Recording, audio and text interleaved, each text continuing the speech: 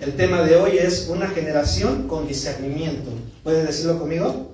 Una generación con discernimiento. Muy bien. Jueces capítulo 2, verso 8 al 10, me indica cuando ya esté conmigo. Si lo podemos proyectar, sería buenísimo. Jueces capítulo 2, verso 8 al 10, leemos entonces nuestro verso clave, que va a ser estos versos entonces en toda esta serie, y se levantó una nueva generación. Dice lo siguiente, Jueces 2, 8 al 10, dice: pero murió Josué, hijo de Nun, siervo de Jehová, siendo de 110 años, y lo sepultaron en su heredad en Timat Será, en el monte de Efraín, al norte del monte de Gaz, y toda aquella generación, diga generación, y toda aquella generación también fue reunida a sus padres, y se levantó después de ellos otra generación que no conocía a Jehová, ni la obra que él había hecho por Israel. Vamos a orar. Padre, muchas gracias, Señor, por este día. Gracias por que tenemos vida, Señor. Gracias porque estamos aquí para aprender de tu palabra. Señor, nos encomendamos a tu Espíritu Santo, en el nombre de Cristo Jesús. Amén. Fíjese bien entonces, y se levantó una generación que no conocía a Dios. Qué tremendo, ¿no? ¿Cuándo se levantó esa generación que no conocía a Dios? Cuando murió Josué. ¿Te has preguntado qué va a pasar después de que tú mueras? ¿Qué tipo de generación en tus hijos se va a levantar? Después de que tú fallezcas, ¿se levantará una generación que conoce a Dios porque le enseñaste, porque le hablaste de la palabra? Después de ti se levantará una generación que no conoce a Dios porque no le enseñaste, porque no martillaste, porque no estuviste constantemente hablando de Dios. ¿Qué tipo de generación se va a levantar después de que murió Josué? Después de que mueras tú, ¿estás tú seguro y convencido que tus hijos seguirán a Dios? ¿Estamos nosotros seguros, convencidos de que nuestros hijos seguirán a Dios después de que muramos nosotros? ¿Quién nos asegura un día más? Nadie, ¿verdad? Pero ¿qué generación se está levantando actualmente? ¿Has considerado eso? Sin duda, el tiempo de Josué, capítulo 2, ¿verdad? Es el tiempo en el que estamos nosotros. Es un tiempo donde se ha levantado una generación que no conoce a Dios. ¿Y cómo lo sabemos? ¿Cómo entenderlo? Bueno, mira las leyes que están pasando, que están aprobando, que los jóvenes, ¿verdad?, a lo malo le dicen bueno, y aún adultos, y aún también dentro de la iglesia, ¿verdad?, algunas iglesias se están metiendo la filosofía del mundo. La filosofía entonces de las leyes, ¿verdad?, anticristianas, antidios, y aquello que para el mundo es bueno, pero para Dios es abominación. Entonces se está levantando una generación que no conoció a Dios, pero nosotros, ¿verdad?, queremos enfatizar en que se levante una generación que conozca a Dios. Es por eso allí que una de las razones por la cual, ¿verdad?, se levanta una generación que no conoce a Dios es por falta, diga conmigo, discernimiento. Discernimiento. Acompáñenme a Primera de Crónicas 12:32. La falta de discernimiento. ¿Qué es discernimiento? ¿Verdad? Hacer una distinción entre lo bueno y lo malo, el bien y el mal. Entonces, la falta de discernimiento está provocando, ¿verdad?, que la generación que no conoce a Dios se extienda como gangrena, ¿verdad? Entonces, la falta de discernimiento en los padres, la falta de discernimiento en los hijos, la falta de discernimiento, ¿verdad?, en el liderazgo de la iglesia, la falta de discernimiento entonces en el gobierno, la falta de discernimiento. Primera de Crónicas 12:32, ¿está conmigo? En Primera de Crónicas 12 vemos, ¿verdad?, en un tiempo donde el gobierno de Saúl iba a ser desechado y iba a comenzar el gobierno de David, del rey David. Entonces, a ese gobierno del rey David, que simboliza el gobierno de Cristo, se le agregarían, ¿verdad?, cierta cantidad de personas de cada tribu de Israel. Entonces, en el verso 32 dice lo siguiente, Primera de Crónicas 12:32. De los hijos de Isaacar, de la tribu de Isaacar, 200 principales se agregaron al ejército que iba a entrar, el ejército de David. El ejército de David, ¿verdad?, simboliza, y el gobierno de David simboliza el gobierno de Cristo también. Entonces, 200 principales, y diga conmigo, entendidos en los tiempos, y que sabían lo que Israel debía hacer, cuyo dicho seguían todos sus hermanos. ¿Sabes? ¿Tú eres entendido en los tiempos que estamos? ¿Estamos siendo entendidos en la época que vivimos? ¿Estamos siendo entendidos de qué debemos de hacer para que la generación no se pierda? para que, ¿verdad?, para que esta nueva generación entonces siga obedeciendo a Dios y no pase lo que sucedió en el libro de los Jueces, capítulo 12, verso, ¿verdad?, del 8 al 10, que se levantó una generación después de la muerte de los jueces, después de que murieron los ancianos, ¿verdad?, de Israel, una generación que no conoció a Dios. Entonces, ¿por qué? Por falta de discernimiento. Entonces el gobierno y el ejército de David, ellos eran entendidos en los tiempos, ¿verdad? Ese es el ejército al que nosotros representamos, el ejército de David, que simboliza el ejército de Cristo. Y nosotros también necesitamos ser entendidos, ¿en qué, hermanos? Entendidos en los tiempos que estamos. ¿Qué es lo que tus hijos ven? ¿Qué es a lo que ellos le llaman bueno? ¿Verdad? ¿Qué es lo que es normal actualmente, la nueva moral? ¿Verdad? ¿Qué es lo que ahora se está viendo aún dentro de las iglesias? Que se está metiendo poco a poco, ¿verdad?, que pertenece más al gobierno de Saúl que al gobierno de David.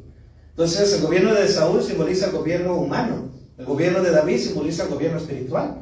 Lo mismo entonces, ¿verdad?, que el gobierno secular, y lo mismo que el gobierno de Cristo, gobierno espiritual. Entonces esta palabra dice que eran entendidos en 1 Crónicas 12:32. Entendidos, y esta palabra, entendidos, del hebreo, significa yada. Y es una raíz primaria que significa conocer.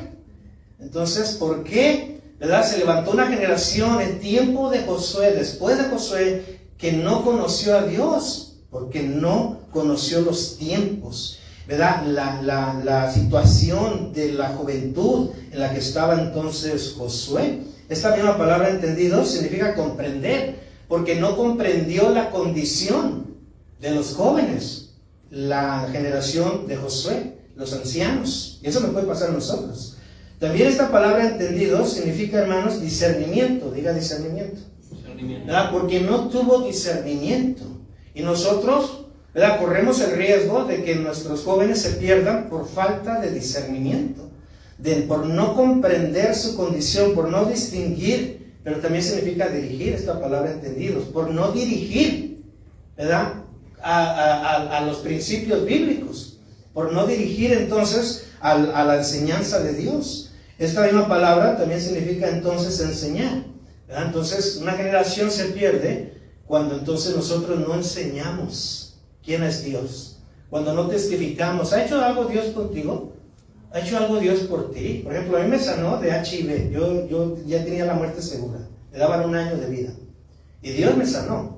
Clamé a Él y Él me sanó de HIV. Yo sé lo que es estar, ¿verdad?, que te diga el doctor, o sea, te queda 1 año, posiblemente menos. Yo sé lo que es estar cansado de tanta medicina, tomar medicina, y que el estómago, ¿verdad?, te revuelve y empieza a temblar.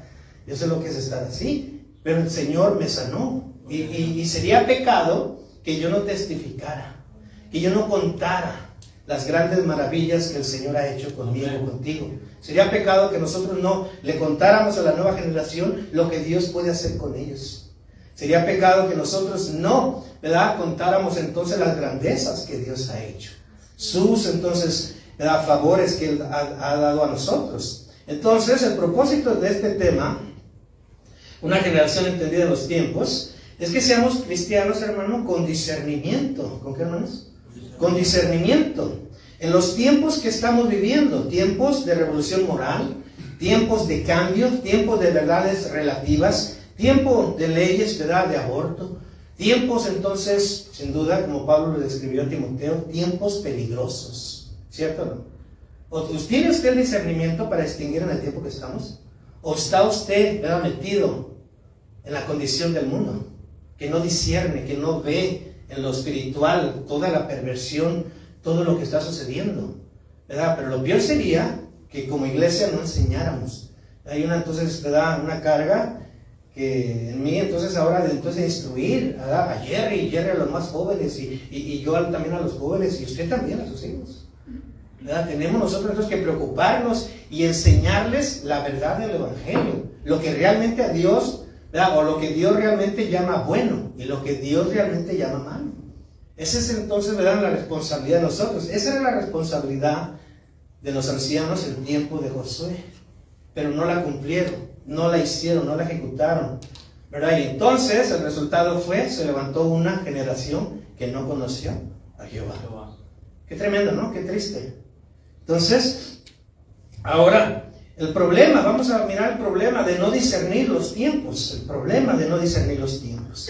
Déjeme decirle que la falta de discernimiento de los padres e hijos es una de las causas por la cual una generación no conoce a Dios. Nosotros, ¿verdad?, como cristianos, debemos desarrollar la habilidad de discernir el error de la verdad.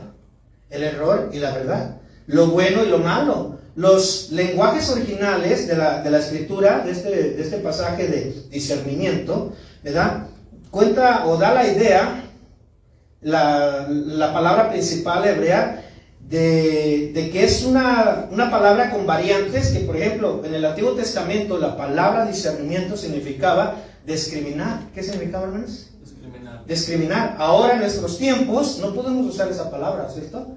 Discriminar. Ahora, discriminar entonces era el lenguaje original que transmitía la palabra discernimiento. Implica entonces también la idea de hacer distinciones. El discernimiento entonces es sinónimo de discriminación. De hecho, el verbo griego traducido como discernir en el Nuevo Testamento es diacrino, que significa hacer distinción, ¿verdad? Entonces, discernimiento significa ¿qué, hermanos? ¿Hacer qué? Distinción, ¿verdad? Hacer distinción. Y se traduce literalmente de manera entonces también de discriminar en Hechos 15:9. La palabra discriminar en sí misma, hermanos, porque acuérdense, discernimiento también significa discriminar. Pero la palabra discriminar en sí misma no es negativa. Discriminar simplemente significa hacer una distinción clara, ¿verdad? Entonces nosotros en nuestros tiempos, ese es el punto de hoy, ¿verdad?, tenemos que hacer una distinción clara de qué es bueno y qué es malo, qué es lo que Dios aprueba y qué es lo que Dios reprueba. Me voy a evitar traer porque hace calor aquí, ¿verdad? Entonces debemos nosotros hacer una clara distinción de lo que es bueno y de lo que es malo. Entonces van juntas las dos palabras, discriminación y discernimiento. Ahora, en nuestros tiempos, hablar de discriminación, hermano, eso es terrible, ¿verdad? Eso es terrible. ¿Por qué? Porque en los años 60 se movió mucho esa palabra discriminación, pero se refería a discriminar las razas y el color. A eso se refería. Pero pasaban entonces los años del 60 y llegamos al 2000. Ahora entonces, ¿verdad?, discriminar es una palabra que no es tolerable para muchos movimientos. Desafortunadamente entonces la palabra discriminar se tornó a una connotación negativa. Por ejemplo, en estos tiempos, ver la homosexualidad como inmoral, escuchen lo que digo, ver la homosexualidad como inmoral, eso es discriminación, ¿cierto? Eso es lo que sucedió, el cambio que hubo en esa palabra, discriminar, después del año 2000, después del año 60, cómo fue evolucionando. En el 2000 entonces, en adelante, donde se aprobaron leyes de la homosexualidad, si tú dices, ¿verdad?, la homosexualidad es inmoral, ¿qué es lo que te dice la gente? Estás discriminando. Pero lo que tú estás haciendo simplemente es distinguir una cosa de lo otro. Lo que tú estás haciendo entonces es simplemente discernir lo que es bueno y lo que es malo. Aunque para ahora entonces la palabra discernir, ¿verdad?, suena mal. Entonces la gente, ¿verdad?, lo interpreta como una discriminación racial, pero no es así. Simplemente es discernir de lo bueno de lo malo, ¿verdad? Pero el discernimiento bíblico, hermanos, nos debe llevar a lo que Dios dice acerca del tema. Por ejemplo, nada más para decir un tema, ¿verdad?, o un punto acerca de la homosexualidad. Por ejemplo, en 1 Corintios 6:9, Jerry, 1 Corintios 6:9, ¿verdad?, ¿qué dice Dios? Porque escuche esto, usted tiene discernimiento.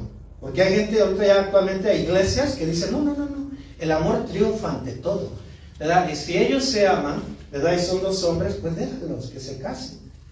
Y no distinguen de lo bueno de lo malo.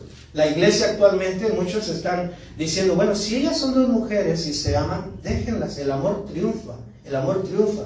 Pero se nos está olvidando discernir, se nos está olvidando apartar lo bueno y lo malo. Se nos está olvidando entonces, ¿verdad?, separar las dos cosas. ¿Qué dice 1 Corintios 6:9, hermanos?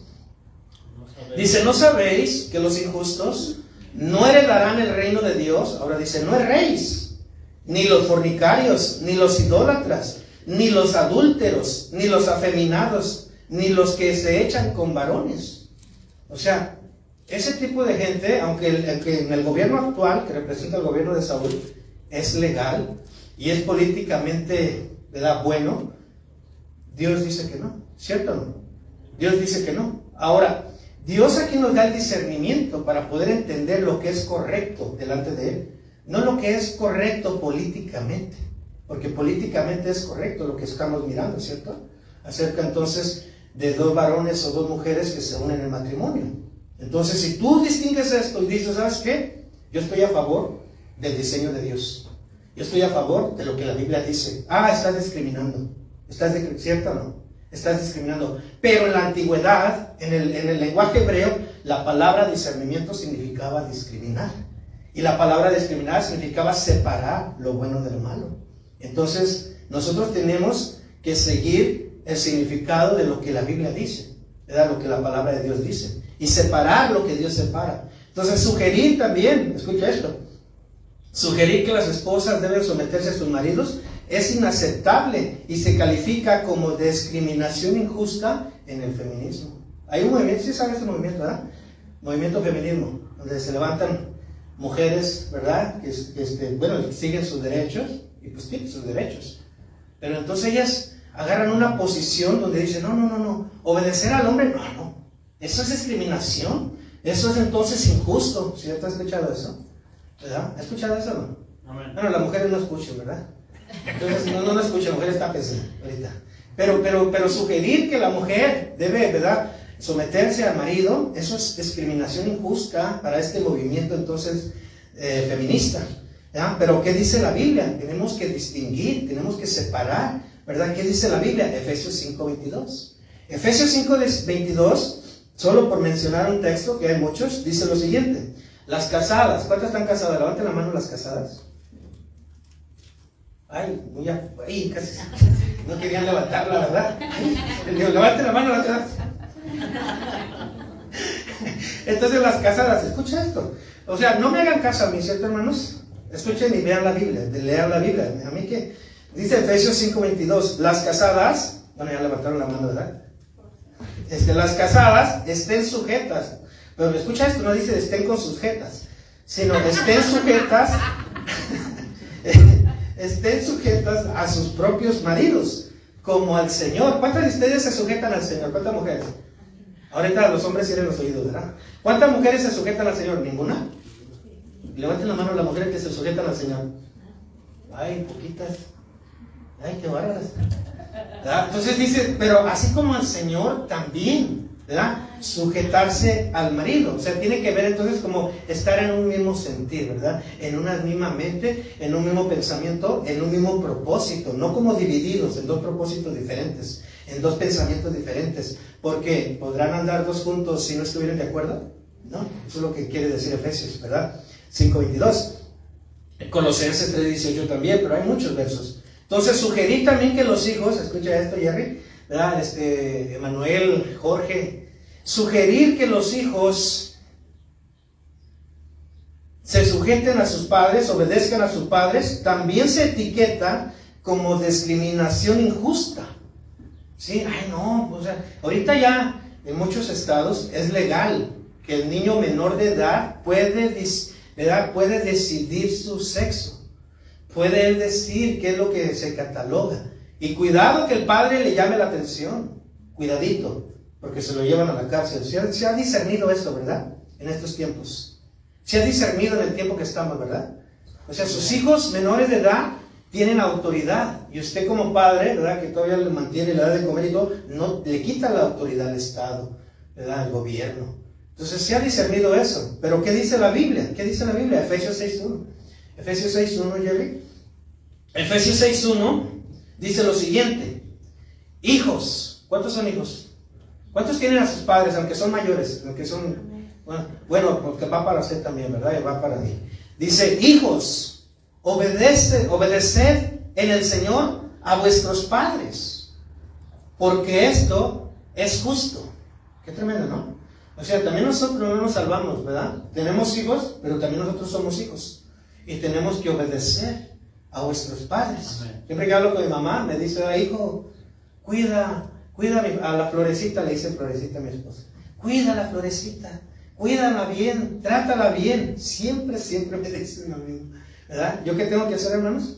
Obedecer, ¿verdad? Entonces, cuando que estamos ya, tenemos hijos grandes, ¿verdad? Pero también tenemos que obedecer a nuestros padres. ¿Por qué? Porque dice el Señor, eso es justo. Y si no obedecemos, sería injusto. ¿Entendió eso Emanuel y Jorge y Jerry? Si no obedecemos a nuestro... No, es que mi padre no tiene razón. Es que la Biblia no te está preguntando que obedezca a tu padre cuando tiene razón. Te está diciendo obedece a tu padre. Claro, si tu padre te dice, hijo, fúmate un cigarro, pues no lo obedezcas. Hijo, tómate una cerveza, pues no lo obedezcas. Hijo, vete a robar aquello, pues no lo obedezcas. Pero si nos está diciendo algo que contribuye al bien, tenemos que obedecer, ¿cierto? Pero todo esto ya es discriminación, porque ya hay derechos para los menores, ya hay derechos para los homosexuales, ya hay derechos para la mujer feminista, ¿verdad? Que es empoderada, guerrera. Entonces ya hay derechos. Todo eso, hermano, que está pasando en el mundo, se está metiendo en nuestras mentes. Y no nos estamos dando cuenta que estamos aceptando lo que el mundo acepta. Estamos caminando como el mundo camina. Estamos pensando como el mundo piensa. Estamos actuando como el mundo actúa. Estamos viendo eso también en muchos de nosotros. Entonces tenemos que discernir los tiempos. Tenemos que volver al modelo de Dios. Tenemos que volver al pensamiento de Dios, al orden de Dios. Entonces, cualquier persona que discrimine la nueva moral corre el riesgo de convertirse en blanco de demandas por parte de la ACLU, es decir, la Unión Estadounidense por las Libertades Civiles. Cualquier persona. Entonces, la idea misma de la discriminación acerca de discernimiento ha caído en desgracia. ¿Por qué? Porque se ha infiltrado en la iglesia también un espíritu de no hacer distinción cuidadosa a nuestros pensamientos sobre la verdad y la mentira, sobre el error y el engaño. Pues tenemos que cuidar eso como cristianos. Tenemos, ¿verdad? Yo tengo una década pastoreando y he visto personas, no se me olvida esa mujer, ¿verdad? Que llorando llegó un día a la iglesia, pastor, ayúdame a orar por mi hija, anda en malos caminos, anda muy mal, pues vamos a orar. Y oramos, a los 6 meses, la hija llega a la iglesia, empieza a asistir, se empieza a cambiar su vida, dejó todo lo que estaba mal, ¿verdad? Y entonces, pues bueno, la hija se recuperó y después nomás llegaba la hija a la iglesia. Y luego le llamé a la señora que 6 meses antes estaba llorando por su hija. Hermana, ¿y por qué no ha venido usted a la iglesia? Su hija viene sola. Ay, pastor, pues es que Dios ya me contestó la petición. Porque Dios ya le había contestado la petición. Qué tremendo, ¿no? O sea, ¿qué generación que no conoce a Dios es esa? O sea, ¿qué principio le iba a dejar y qué convicciones le iba a dejar a su hija? Ahora era la hija la que iba. Ahora ya la madre ya no. Ahora la hija tenía que orar por la mamá.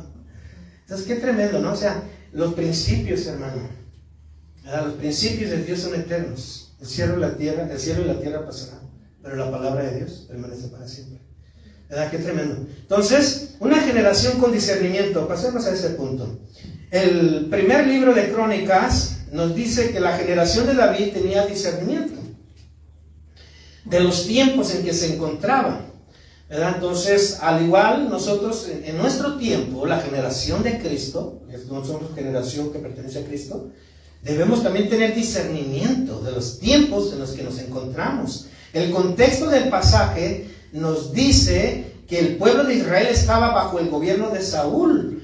El gobierno de Saúl representa el gobierno humano en el pueblo de Dios. Y qué fatal y triste sería que la iglesia acepte el gobierno de lo que políticamente es correcto y es legal, y que se aparte del gobierno y principios de Dios.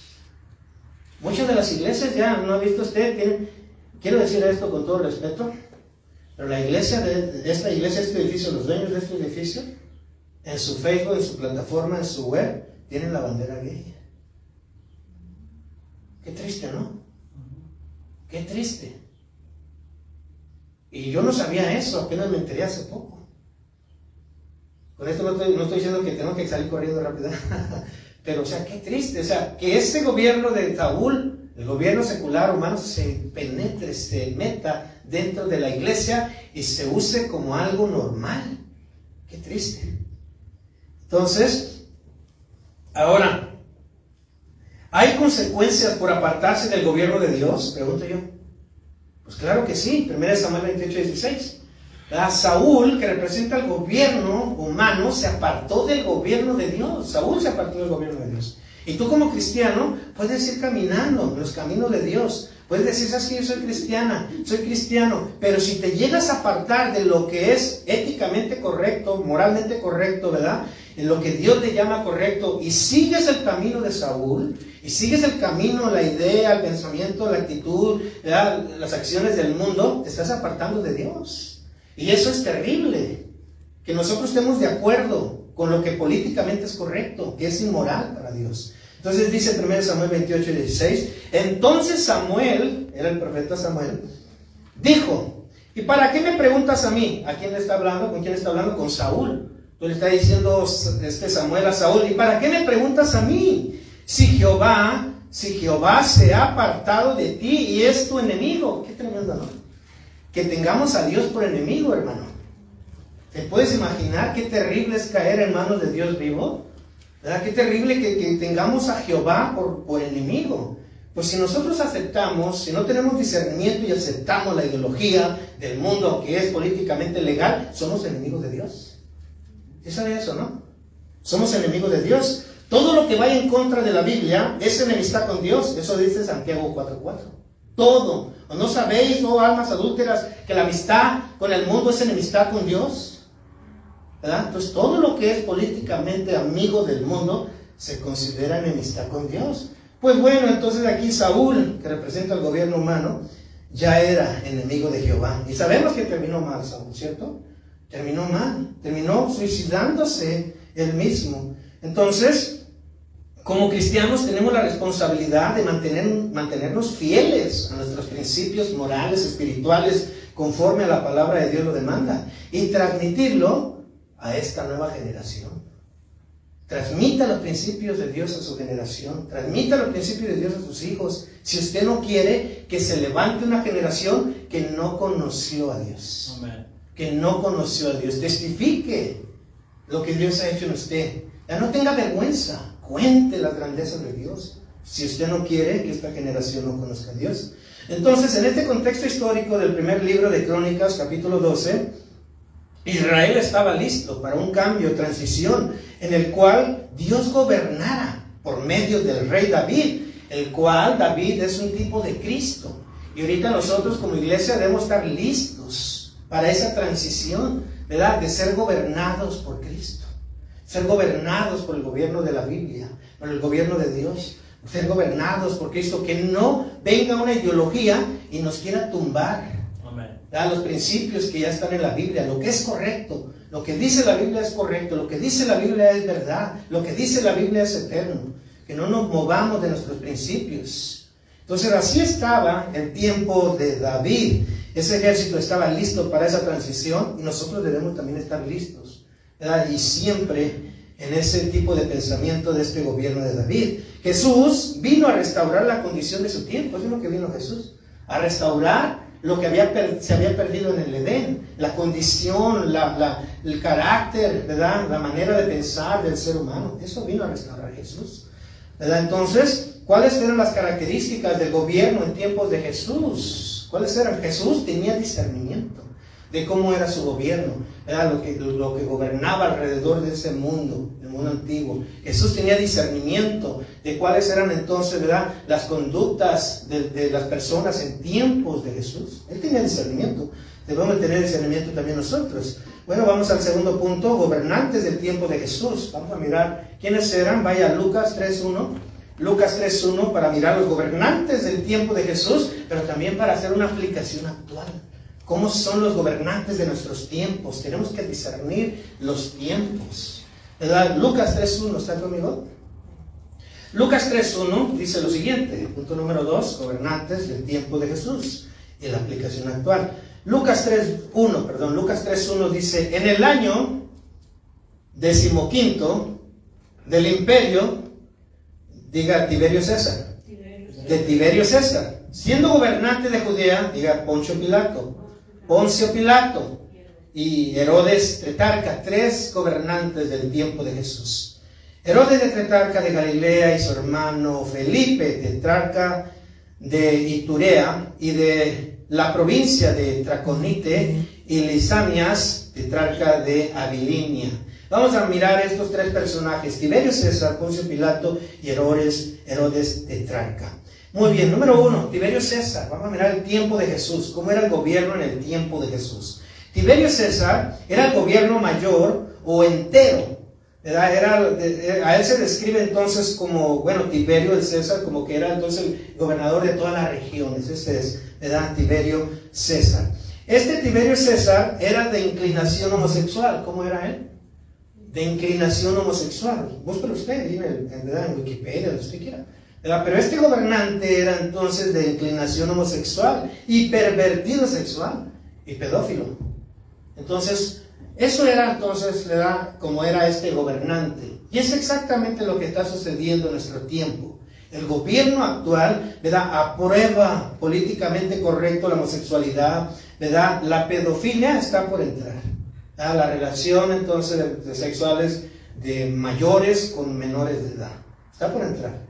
Entonces el gobierno de Tiberio César está en nuestros tiempos también, como estuvo en los tiempos de Jesús, están en nuestros tiempos. Entonces esto representa actualmente el movimiento gay, Tiberio César, ¿verdad? Que era entonces el gobierno mayor, por todas partes se extendía su gobierno, así como este movimiento gay se ha extendido por todas partes y rincón. Miraba yo un reportaje de antier, y un pueblito que yo conozco, hermanos, de Michoacán, todas las personas visten típicamente, ¿verdad?, folclóricamente, y todas con la bandera gay, imagínense.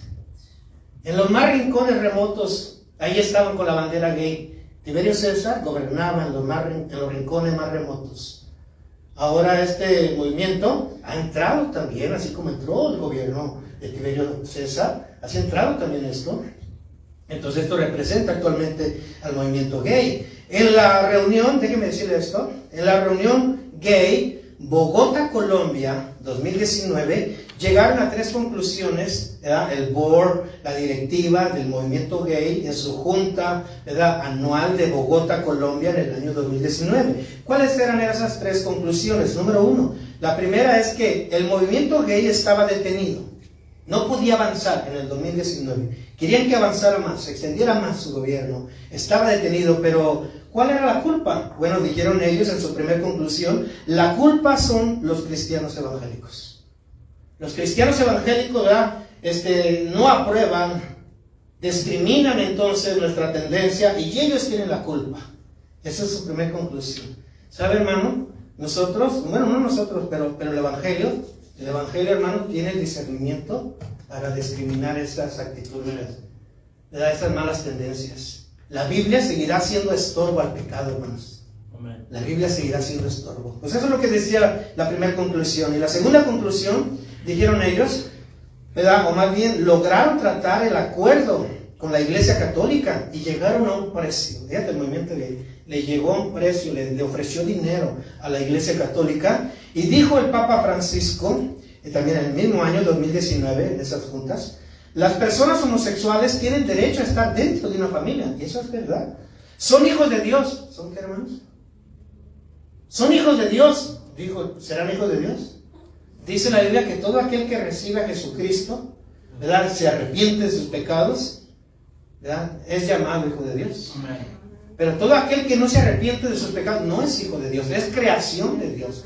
Dios lo creó. Y es una creación como creo también otro animalito y cualquier otra cosa. Pero cuando creemos en Jesús, cuando venimos a los pies de Jesús y lo aceptamos como Salvador, ¿verdad?, entonces somos hijos de Dios. Se nos da potestad de ser llamados hijos de Dios, ¿cierto? Mientras no. Entonces son hijos de Dios, dice Francisco.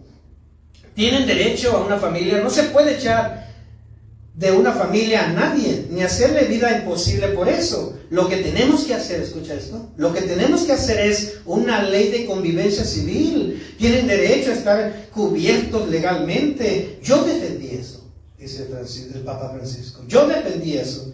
Entonces esto explicó el Papa en el documental realizado por el estadounidense de origen ruso,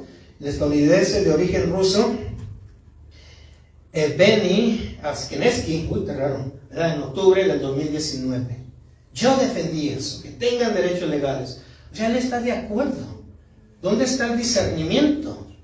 ¿Dónde está el separar lo bueno de lo malo?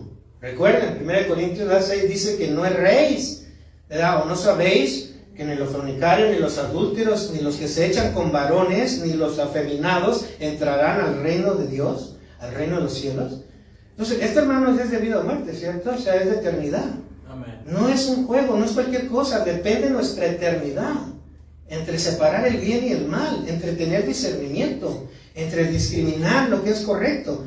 Entonces, la tercera condición del movimiento gay, dijeron ellos, los evangélicos no tienen una jerarquía piramidal como los católicos, sino que pueden llegar a un acuerdo con ellos, podemos llegar a un acuerdo con ellos, ataquemos los principios y si es necesario, condenarlos a cárcel, hagamos tal cosa, dijeron en su reunión, la tercera conclusión. Ataquemos sus principios. Por eso es que ahora se nos acusa de homofóbicos este movimiento. Se nos acusa de tontos, intolerantes, imbéciles, ¿verdad? Se nos acusa de analfabetos. No es cierto, hermano. La palabra de Dios es superior a todo conocimiento. Y tenemos la palabra de Dios. Pues alguien está mal, y son ellos, pero quieren atacar nuestros principios, ¿verdad? Con la frase, entonces, el amor gana. Bueno, el amor de Cristo gana, hermanos. Entonces, ¿qué decir entonces también de Poncio Pilato? Miremos el segundo gobernante. Poncio Pilato, procurador romano, según Lucas 3:1, gobernante menor, o sea, de una provincia, interesado por cobrar impuestos, no le gustan las manifestaciones en contra de su persona y complaciente con las masas de personas, a pesar de que algo sea mentira, como en el cargo de Jesús Nazareno, ¿verdad? Todo era mentira los cargos, pero complació a la multitud y entonces, ¿verdad?, dejó libre a aquel hombre que sí realmente era un criminal y encerraron a quién, a Jesús. Era complaciente las multitudes. Pilato representa entonces las verdades relativas y complacientes. Pilato representa eso, ¿verdad? Hoy tenemos escuelas, universidades complacientes a la mentira, que venimos de un chango. El chango siempre ha sido chango, ¿verdad? ¿No? ¿Ah? Que venimos de un mono, hombre. Son complacientes. Ese es el gobierno de Pilato. Complacen a la gente con mentiras. No hay verdades absolutas, hoy todo es relativo, ¿verdad? Entonces, eso es lo que vemos aquí con el gobierno entonces de Poncio Pilato, ¿verdad? En la actualidad vemos las escuelas. Si no hay verdad en las escuelas, ¿verdad? Hay entonces relatividad. Antes se enseñaba en las escuelas, escucha esto, se enseñaba ciencias, ¿cuánto recuerdan? Se enseñaba matemáticas, se enseñaba, ¿verdad?, historia, se enseñaba ciencias sociales. Eso es lo que nos enseñaban antes. Hoy, ¿qué se enseña en las escuelas? ¿Verdad? La nueva moral. Escuchen, vean lo que se está enseñando hoy. No tiene nada que ver con la educación que era antes. Hoy se enseña entonces, ¿verdad?, todo lo que este movimiento gay quiere enseñar. El nuevo adoctrinamiento le llaman ellos. Antes eran otras cosas que realmente nos ayudaban, pero hoy no, hoy le ponen otro chip a los hijos. Hoy le ponen otras ideas que son relativas, que es lo que representa Pilato. Vamos al tercero.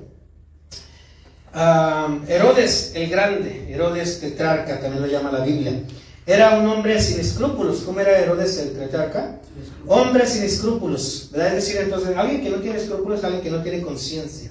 Alguien puede matar a una persona, ¿verdad?, de manera entonces sangrienta, horrible, y no sentir nada, no tener escrúpulos. Alguien puede entonces hacer una maldad terrible y no sentir nada. O sea, eso es no tener escrúpulos, no tener conciencia. Así era entonces el tercer gobernante del tiempo de Jesús, Herodes el Grande tetrarca. El gobernante de Judea que ordenó la matanza de los inocentes en la época del nacimiento de Jesús. Ustedes recuerdan eso. Herodes era peligroso al grado de matar a su propia esposa, mató a su madre, mató a su esposa, mató a su hermano, mató a niños inocentes y no sentía remordimiento ni conciencia. Era un hombre sin escrúpulos. En el tiempo de Jesús mandó matar a todos los de menos de 2 años. A todos los que estaban por nacer, todas los que estaban embarazadas. Entonces Herodes el Grande representa el aborto legal, donde no hay escrúpulos, no hay conciencia de matar a inocentes. Eso era lo que era Herodes en su tiempo. El aborto legal. Ya ahorita ya todos saben que por todas partes, ya como dije, en el pueblito más remoto, hasta en Guatemala, ya está aceptado el aborto, ¿verdad? En cualquiera, ahí en mi pueblo, de mi mamá, un pueblito, y ya está aceptado todo. Como ya les dije, salieron ahí todos los de vestido folclórico y con su banderita. No sé si sabían o no sabían, pero toda esta maldad se ha extendido, esta gangrena, este pecado por todas partes. Entonces Pilato representa, entonces, perdón, estamos en el tercero. Entonces, que entonces gobernante de Herodes representa el aborto legal. Y por si fuera poco, déjenme decirle esto, porque ya saben que está por todas partes el aborto legal, pero por si fuera poco, también la eutanasia en niños, en niñas, adolescentes, ya es legal en Colombia y Bélgica. Qué tremendo, ¿no? O sea que el hermano Marco tiene 3 hijos, 2 niñas, un varón. Ellos pueden decidir si quieren, ¿verdad?, decidir por la eutanasia. ¿Qué es la eutanasia? La eutanasia es el suicidio, suicidio cuando alguien te ayuda, ¿cómo se dice? Acomedido. ¿Cómo? Asistido. Asistido, gracias. Es el suicidio asistido, la muerte asistida. Cuando alguien te ayuda, ¿verdad?, a que mueras. Ya es legal. No solamente el aborto de los niños, recuerden, Herodes, el Carca, ¿verdad?, era sin escrúpulos. En la época de Jesús mandó matar a todos los niños y su familia también, a los adultos, ¿verdad? Y él era el gobierno, ¿quién le hacía algo? Era legal para él. Ahorita la eutanasia, entonces, ¿verdad?, no solamente el aborto, mata niños. Es la primera causa que ha matado más personas, vidas, que en las guerras, cualquier guerra juntas, ¿verdad? Sino que también, entonces, ya está legalmente la eutanasia en niños, niñas, adolescentes en Colombia y Bélgica. Bélgica realizó la práctica de la eutanasia en menores de edad en el 2014. Escuchen, no es nuevo. Desde el 2017 los niños y niñas y adolescentes pueden solicitar, qué tremendo, un tal derecho de los padres, un tal autoridad del padre. Los niños menores de edad pueden solicitar su muerte asistida. Qué tremendo, ¿verdad, hermanos? Así está el mundo. ¿Está discerniendo el tiempo en el que estamos? ¿Tiene usted el discernimiento? ¿Por qué esta generación no conoce a Dios? Y se levantó después, entonces, que murió Josué, una generación que no conoció a Jehová. Entonces, Colombia también en el 2017, con la resolución del 2018 del Ministerio de Salud y Protección Social, fíjate cómo le llaman a esto, protección social. ¿Sí? A la muerte asistida le llaman protección social. ¿De qué quieren? ¿Cuál protección social? Qué tremendo, ¿verdad? Entonces, esta era la condición de los gobernantes del tiempo de Jesús. Pero qué decir también, ¿verdad? Esto era de lo secular, en el gobierno del tiempo de Jesús. Pero qué decir también del gobierno espiritual en tiempos de Jesús. Pase a Lucas 3.2. Ahí donde nos quedamos. Lucas 3.2, ¿verdad? La condición del gobierno espiritual. ¿Cuál era la condición, ¿verdad?, del tiempo de Jesús? Ahora, ¿se parece esa condición espiritual, del gobierno espiritual en tiempos de Jesús, del gobierno eclesial, a nuestros tiempos? Pues por supuesto. Es la misma condición, estamos en el mismo tiempo, ¿verdad? Tenemos que discernir los tiempos en los que estaba Jesús, tenemos que discernir los tiempos, ¿verdad?, en los que vino Jesús, y tenemos que discernir los tiempos, que en esos mismos tiempos, en sus características, Jesús vendrá otra vez. Así como estaban los tiempos de Jesús y vino en esos tiempos, así en esos tiempos también volverá Jesús otra vez. Entonces, la condición espiritual del gobierno eclesial o espiritual. Lucas 3.2, y siendo sumos sacerdotes, fíjate, los sacerdotes de Judá y las tribus, Anás y Caifás, vino palabra de Dios a Juan, hijo de Zacarías, en el desierto. Sacerdotes, Anás y Caifás, ellos eran entonces los que hicieron el juicio ilegal contra Jesús. La ley decía que no debía haber juicio, ¿verdad?, de noche, y lo hicieron con Jesús. Que debía haber reunión de un número de ancianos, y no había, ¿verdad?, ese número. ¿Quién fue el encargado de tomar esas decisiones? Anás y Caifás. ¿Quién era entonces el encargado de obtener las ganancias del templo de Jerusalén? ¿Y quién era su manager? Bueno, el presidente, el encargado era Anás. ¿Y quién era el que entonces las agarraba? Era su yerno, Caifás. Entonces Caifás decía, Caifás para acá, Caifás para acá, ¿verdad? Entonces, estos dos gobernantes, Anás y Caifás, eran sacerdotes corruptos que se vendían o que vendían cosas por dinero. Por ejemplo, Jesús llegó en el templo, ¿verdad?, y volcó ¿qué, hermanos? Las mesas, ¿verdad? Y los corrió y les dio unos latigazos ahí a todos. Órale, ¿verdad? Órale, corruptos, Anás y Caifás, porque mi casa será llamada casa de oración para todos los pueblos, pero ustedes la han convertido en cueva de ladrones. Es lo mismo en nuestro tiempo, hermanos. Ahorita hay muchas cuevas de ladrones. Vea la televisión, vea los milagros por $500. Vea la televisión, vea protección espiritual para usted, solo mande su ofrenda mensual. ¿Verdad? Vea la televisión, ¿verdad? ¿Quiere usted su milagro? ¿Quiere paz en su casa? Compre esta estillita de la cruz de Cristo y pare de sufrir. Entonces, el mismo gobierno del tiempo de Jesús está en nuestros tiempos.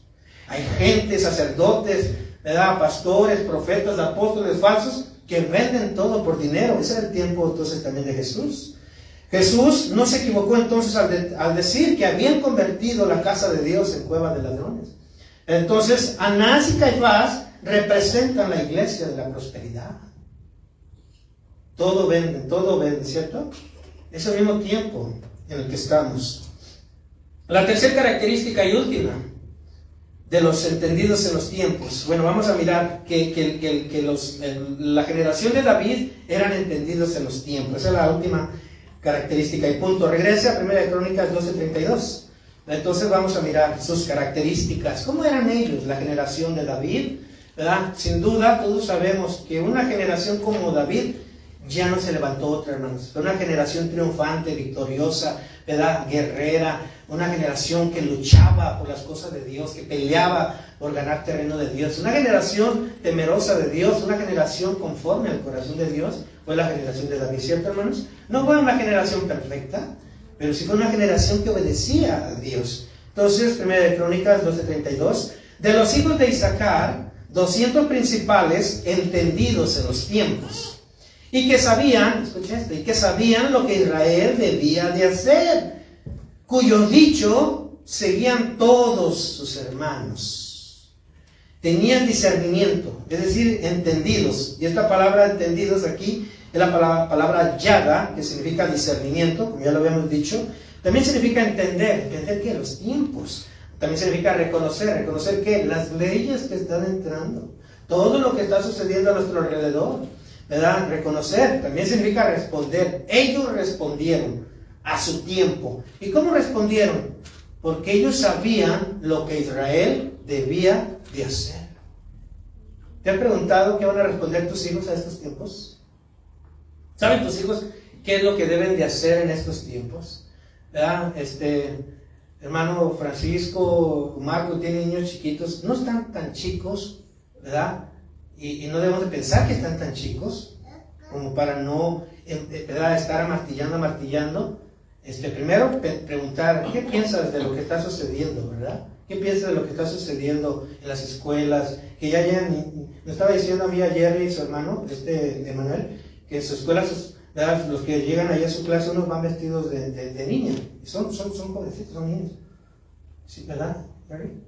O sea, preguntarles, ¿qué piensas de eso? Para evaluarlos, y después de lo que piensan, decir, ¿verdad? Enfatizar, enseñar lo que deben pensar, lo que es correcto, lo que es verdad, después de evaluarlos con preguntas, ¿verdad? Orientarlos después. Pero no están tan chicos. Usted tiene nietos, no os hagáis, ¿verdad? Usted tiene hijos, tiene hijas. Nunca es tarde, hermanos, y siempre tendremos a alguien a quien discipular, a quien enfatizar, a quien estarle martillando los principios de Dios, a quien enderezar, ¿verdad? A quien guiar, a quien formar, a quien discipular. Siempre van a tener a alguien. Siempre pregunte, ¿qué piensas acerca de esto, mi hijo? Mi nieto, mi nieta, mi hijo, mi hija, mi hermano, mi hermana. ¿Qué piensas de esto? Pero ¿qué dice la Biblia acerca de esto? Y enseñar qué dice la Biblia. ¿Cuántos dicen amén? El discernimiento entonces es la capacidad de pensar bíblicamente. Escucha eso. El discernimiento es la capacidad de pensar bíblicamente. Eso es discernimiento. La capacidad de pensar bíblicamente. Dios demanda enseñar discernimiento. Dios demanda. Así como nos demandaron ahorita en las convenciones, en las conferencias, ¿verdad? Todo fue enfatizado en enseñar a esta nueva generación. Ezequiel 43:23. Ezequiel 44:23, Dios demanda enseñar discernimiento. Dios demanda que cuestionemos a la generación, le preguntemos, ¿qué piensas de esto? ¿Qué piensas del otro? Y enseñarles el discernimiento. Ezequiel 44:23 dice, y enseñarán, note que es plural, y enseñarán a mi pueblo, o sea, a tus hijos, a hacer diferencia entre lo santo y lo profano, Hacer diferencia entre lo santo y lo profano. Y les enseñarán a discernir entre lo limpio y lo no limpio. Una relación de dos hombres no es limpio. Una relación de dos mujeres no es limpio. Vestirse de un niño de niña no es limpio. Vestirse una niña de niño no es limpio. Tienes que discernir, mírate el espejo, bájate la ropa, mira qué eres. Y tienes que actuar como eres. Esto es lo que Dios dice. Ahora, el rey Salomón, el rey más importante después de David, pidió en oración discernimiento. Primera de Reyes 3.9. Primera de Reyes 3.9. Si lo ponemos, Jerry. O sea, el rey Salomón pidió. Fíjate qué tremendo, porque esta debe ser también nuestra petición. Señor, dame discernimiento. ¿Cómo están caminando mis hijos? ¿Cómo están pensando? Dame discernimiento. ¿Qué yo les voy a enseñar? ¿Qué les voy a decir? Dame discernimiento, Señor. ¿Cómo están los tiempos? ¿Cómo son los gobiernos? ¿Qué se está enseñando en la iglesia? ¿Es una iglesia que enseña la Biblia o que enseña cuentos o nomás pasa el tiempo? ¿Qué es lo que estoy escuchando? Dame discernimiento. Dame discernimiento. 1 Reyes 3.9. Dice el rey Salomón, está hablando con Dios. Da pues a tu siervo corazón entendido, para juzgar a tu pueblo y para discernir entre lo bueno y lo malo, porque ¿quién podrá gobernar tu pueblo tan grande? ¿Ah? Bueno, tu pueblo tan grande pues son tus hijos, es tu familia, y tú puedes gobernar, pero gobernar con el discernimiento de Dios. ¿Cuántos dicen amén? Gobernar con el discernimiento de Dios. El discernimiento es una evidencia de madurez espiritual, déjame decirte. ¿Verdad? Hebreos 5.14, el tiempo nos gana. Hebreos 5.14 dice, pero el alimento sólido, o sea, la palabra de Dios, es para los que han alcanzado madurez, que han alcanzado entendimiento. Para los que por el uso tienen los sentidos, el ver, pensar, el ver, oler, el hablar, todo eso, los sentidos, tienen los sentidos ejercitados en el discernimiento del bien y del mal. Si usted discierne los tiempos en el que está, usted es maduro, usted tiene madurez. Pero si usted a todo le dice, está bien, hijo, pues si se quieren, si se aman, o si eso el mundo es legal, la marihuana es legal, pues digo, fumar, tomar, todo eso legal está bien, hijo. No. Lo legal no necesariamente significa bueno para Dios, ¿verdad? Cada uno de nosotros vive para la gloria de Dios. Y si el fumar marihuana da gloria a Dios, pues que todos fumen. Pero si el fumar marihuana no da gloria a Dios, opaca la gloria de Dios.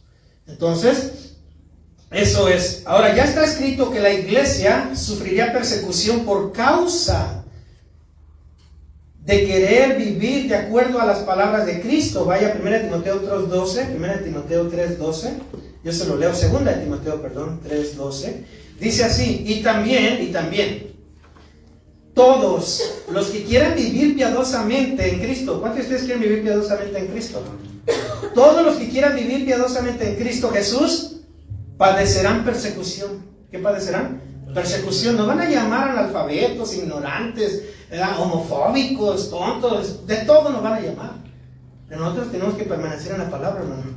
En la palabra, ¿verdad? Entonces, Daniel 12.3. Tenemos nosotros que ser entendidos. Tenemos nosotros que realmente discernir, separar lo que es correcto y lo que es incorrecto. Daniel 12.3. Daniel 12.3 dice, los entendidos, ¿cuántos son entendidos? ¿Ninguno? ¿Cuántos son entendidos? Bueno, los entendidos resplandecerán como el resplandor del firmamento, como el resplandor del sol. Mira, ya está haciendo calor, ¿verdad? Entonces resplandecerán como el sol. Y los que enseñan la justicia a la multitud como las estrellas de perpetua eternidad, ¿verdad? Los entendidos, ¿en qué, hermanos? En los tiempos. Entonces es evidente que no hay persecución ni odio contra el budismo, la ciencia, el satanismo, pero es evidente que el odio es solo para la religión cristiana. Pero Jesús dijo en Juan 15:18, si el mundo os aborrece por sus principios, su pensamiento, sabed que a mí me ha aborrecido antes que a vosotros. Si fueres del mundo, el mundo amaría lo suyo, pero no sois del mundo, antes yo los elegí del mundo, por eso el mundo os aborrece. ¿Verdad? Por eso el mundo nos aborrece. Por eso a veces que tú quieres corregir a tu hijo o tu hija, ¿verdad? Como Dios dice, y ay, mamá, no seas tan exagerada, ay, papá, no seas tan exagerado, eso era en tu época. No es en la época, es en la época de Dios. Es todo lo que Dios dice, ¿verdad? Es actual, es relevante, es ahora. Entonces, finalmente, los principales de la tribu de Isaacar se mantuvieron valientes al ejército de David, y de la misma manera debe hacer la iglesia en estos últimos tiempos, mantenerse valiente y fiel a Jesucristo. ¿Cuántos dicen amén? Póngase de pie. Entonces, conclusión y aplicación. Hermanos, que Dios nos ayude a ejercitar el discernimiento en estos tiempos peligrosos, ¿verdad? Por medio de su bendita palabra. ¿Verdad? Que el discernimiento y madurez nos ayuden a poder hacer distinción entre lo santo y lo profano, entre lo bueno y lo malo, ¿verdad? Pero usted practíquelo con sus hijos, con los que usted se rodea. Nunca caiga en ser complaciente, ¿verdad? Que lo que Dios dice es bueno, eso afirme usted, eso crea usted, eso aconseja usted, ¿verdad? Y que las convicciones de nuestros principios bíblicos, hermano, se sigan pasando de generación a generación, para que ellos sepan responder a las leyes anticristianas que se originan en las profundidades, hermanos, del mismo Satanás. Y que podamos nosotros, hermanos, levantar una generación con discernimiento de Dios. Hermanos, pasa tu discernimiento a tus hijos, pasa el discernimiento a tu esposo, a tu esposa. A veces uno no entiende una cosa y el otro lo entiende mejor. Lo que no entendemos hoy lo entenderemos después.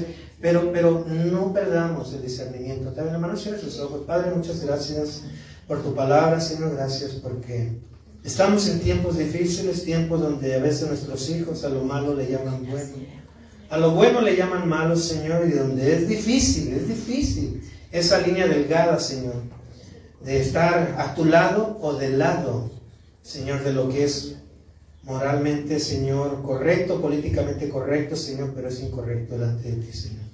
Señor, en tiempo de Josué se levantó una generación que no conoció tu nombre, que no te conoció a ti, Señor.